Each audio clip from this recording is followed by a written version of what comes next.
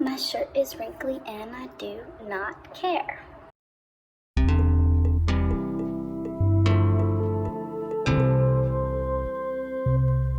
So I think we're all aware at this point that Black, Indigenous, and people of color face a disproportionate amount of violence from the state due to systems of white supremacy.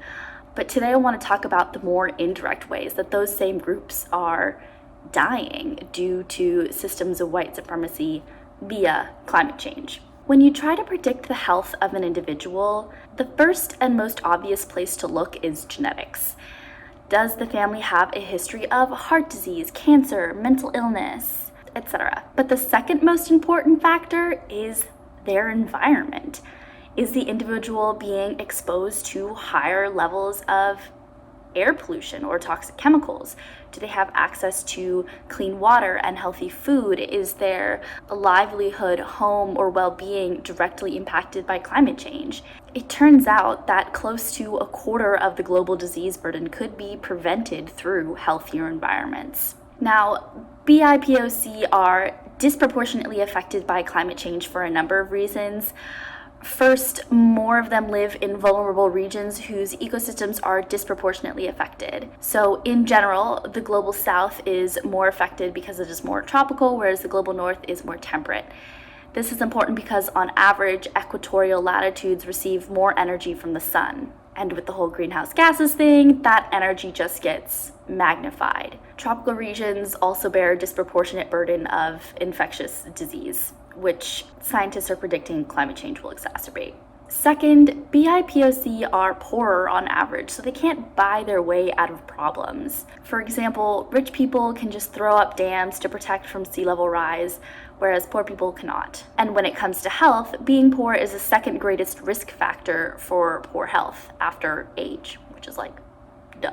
And this is true between countries and within countries, meaning there's a gap in life expectancy between poor and rich countries, as well as between poor and rich populations within countries, as well as within cities and communities, and so on. So today, I want to talk more about that second reason, specifically in the context of natural disasters in the US. And just a quick note before I get started, environmental justice isn't just about BIPOC, though that's what we'll mostly be talking about today.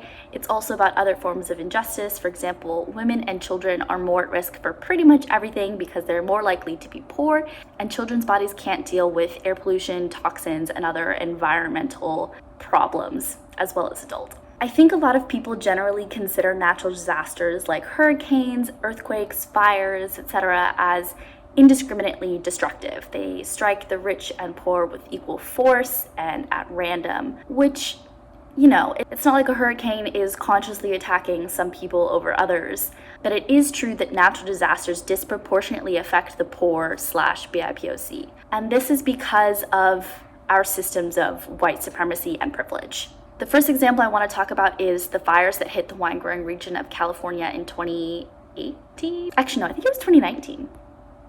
I should have looked this up before I started.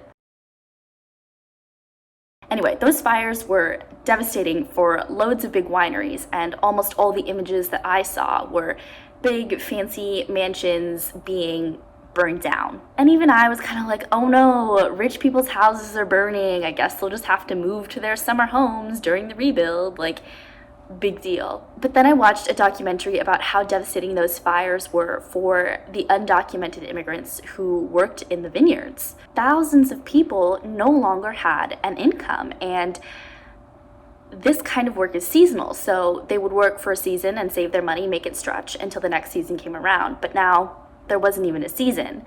So they had no money for food, no money for rent, and nowhere to work due to their undocumented status. The fires also caused housing prices to spike in the region because many middle-class people were suddenly homeless and were taking affordable options away. So even those who did have documentation and were able to work more formally and have an income suddenly couldn't afford their rent anymore. Another great example of the disproportionate effect of natural disasters is Hurricane Katrina. One of the very well-established effects of climate change is the increased frequency and severity of hurricanes, aka cyclones or typhoons. And Hurricane Katrina is probably one of the most infamous hurricanes to ever hit the US.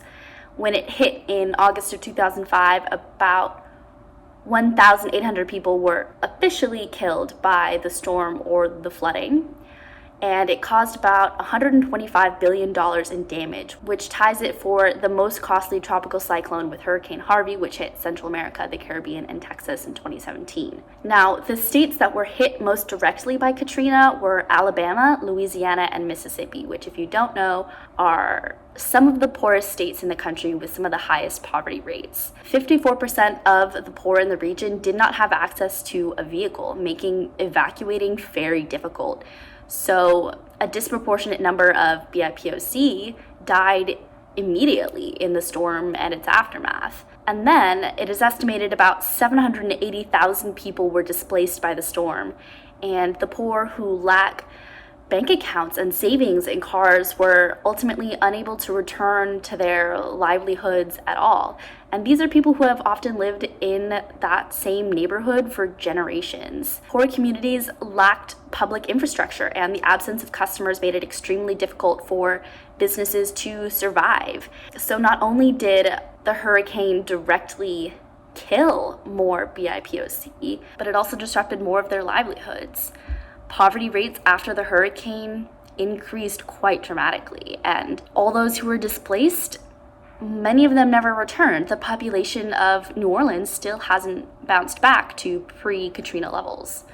The last example I want to talk about is heat waves. Like hurricanes, the frequency and severity of heat waves is increasing with climate change. And when we think about natural disasters, we often don't include heat waves, but the reality is that heat waves kill more people in America than floods, hurricanes, tornadoes, lightnings, or earthquakes. The specific example I want to talk about is the Chicago 1995 heat wave, which killed about 700 people. The framing of heat waves and natural disasters in general as natural disasters, I think, ignores the environmental injustice exposed by such events and how much our actions and our systems make these events worse.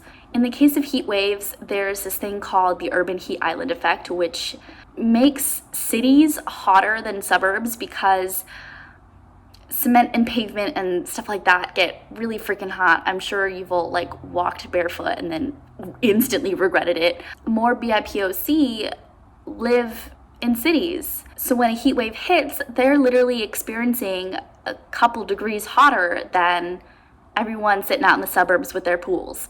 Statistically, the heat wave death rate was much higher in the poorer neighborhoods, and this is in part because poor neighborhoods are more dangerous. So people were less likely to go outside during the heat wave for fear of being caught in the crossfire of gang violence.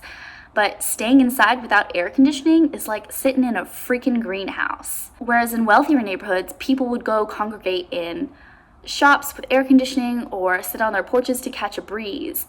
It's so sad that people feel so unsafe in their neighborhoods that they would rather die of overheating in their own homes than go outside or crack a window.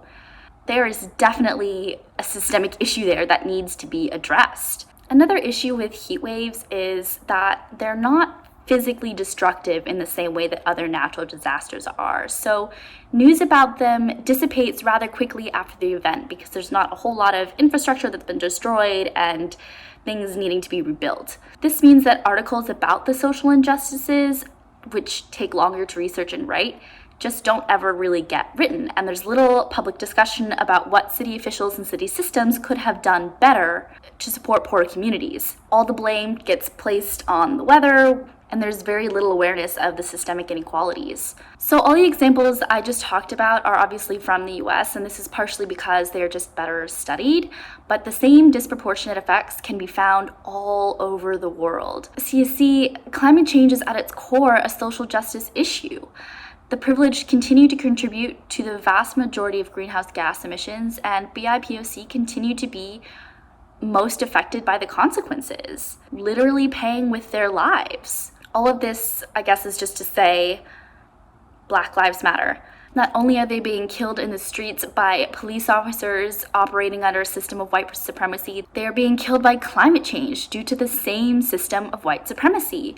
When the news coverage about police brutality fades away, BIPOC continue to die every day, directly and indirectly at the hands of systemic inequality. Addressing social injustices includes addressing climate change, and addressing climate change includes addressing social injustices. It is long past time for environmental justice.